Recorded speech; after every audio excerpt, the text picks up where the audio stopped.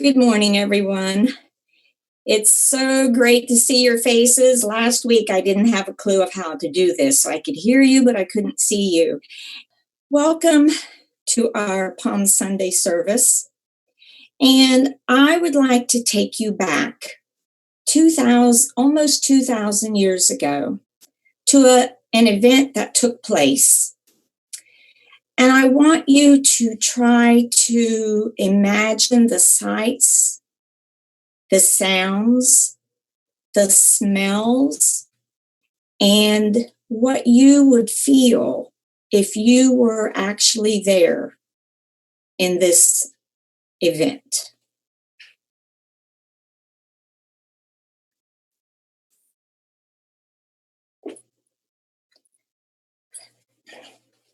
I was a young girl living in a village with my mother and father still under their care in a small town, a village called Bethage, near the Mount of Olives outside of Jerusalem. One of my chores was helping take care of the animals. We had sheep and goats and chickens, but my favorite was our little gray donkey. She was the sweetest, calmest thing. She belonged to my father, but she was really my donkey. I went out that particular morning, and she met me at the gate.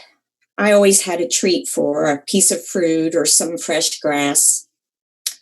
And I led her out of her pasture, put a halter on her, and we went over to where the sheep were. I tied her up to the post outside the pasture where the sheep were, and I went to get the rest of the supplies that I was going to need. And as I was walking away, I noticed dust on the road where some people were walking up the road. And as I told you before, it's a very small village, and I knew everyone. So I just figured it was somebody I knew. But as I continued to watch and they got closer, I realized I didn't know these two men. And they walked determinedly straight over to my donkey. They untied her and turned around and went back down the road. I couldn't believe what I was seeing. I ran after them. I said, "Wait, stop, you can't do that. That's my donkey." And then I felt a hand on my shoulder. And I turned around. It was my father. And my father and the two men exchanged a glance that sent a shiver up my spine. And my father nodded, and the men looked at me and said, "The Lord needs her. She will be returned." And they turned around and left. And my father went back to his chores. I thought, could this be the day? Could this be when that great thing was supposed to happen? But I was young and I didn't really understand. But I wondered. I decided to follow them down the road to see where they were taking my donkey, but I really wanted to see what was going on. So I stayed back and watched. A little ways down the road, they came upon a group of men, probably about a dozen or so. And some of the men took their outer cloaks off and laid them across my donkey's back. And then they helped another man get on the donkey. I thought, well, this must be the master they were talking about. He looked kind and gentle and not really anything out of the ordinary. And the group started on toward Jerusalem. Now, Jerusalem is a big, bustling city. Under normal circumstances, there are all kinds of people. It's loud, it's noisy, it's just crowded. But it was more crowded than normal now because we were getting to celebrate our festival, the Passover. So as we got close to the city, crowds were gathering on the road. And as my donkey and this man got closer, the crowd started to part to let him through, just like we did when the Romans came through. Only we did it because we were afraid and out of obligation. These people were cheering.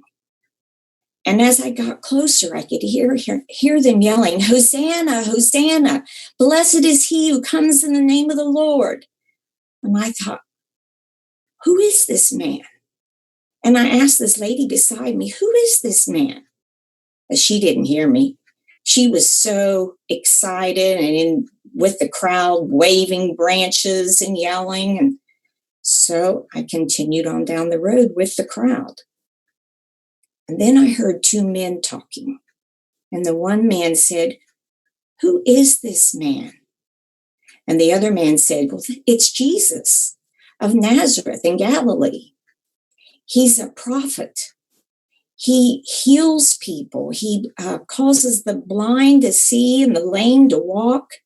And there's even rumors that he rose a man from the dead."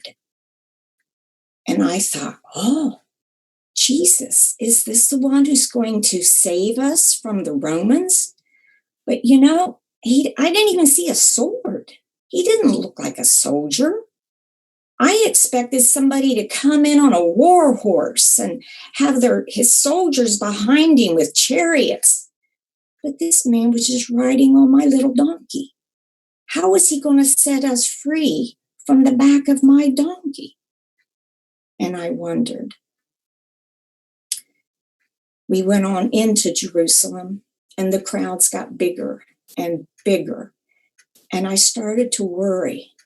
I started to worry about my Jesus. Yes, by now, I had started to think of him as my Jesus on my donkey. I worried because I had a feeling that these people who were cheering and giving him praise now would turn on him when they realized he wasn't the kind of warrior they were expecting. I felt a hand on my shoulder about that time. Sure enough, it was my father. He had followed me into the town. As we got closer to the temple, the procession changed. It was the sick, the lame, the poor, and children. They were following Jesus because they knew what he could do for them. I also saw the priest, the temple priest, and they did not look happy. They were in groups off to the side, looking at Jesus with anger on their faces and whispering. And I was afraid for my Jesus. And still, I wondered. I wanted to go into the temple to see what Jesus would do. He had gotten off my donkey and tied her up. But my father said, no, it's time for us to go. So we untied my donkey and started back through the town. The road was quiet now. I could see the leaves, the palm branches were all trampled. The silence was almost deafening. And I wondered what was going to happen to my Jesus. I wondered.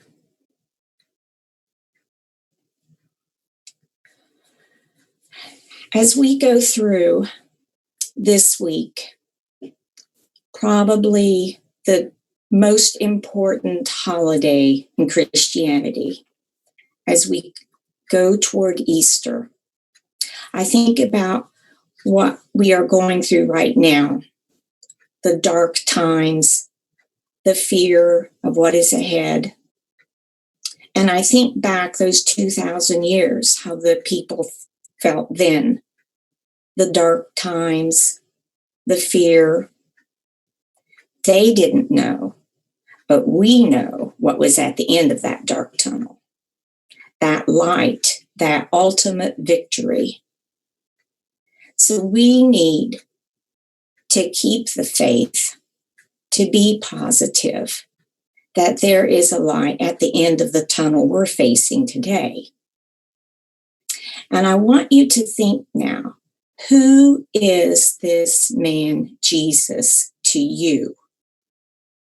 Is he a warrior, a prophet, a priest, a teacher, a counselor, friend, the Son of God, the Son of Man, the Prince of Peace? I would be willing to guess that he is all of those things and so much more to every one of you. As we enter into our sacrament service, I know it won't be traditional, but that's okay, because that's not what counts. What counts is right here and right here. That's what matters. And one last thing, as you think of what Jesus is to you and how important he is to you, never, ever forget how important each one of you are to him. Thank you.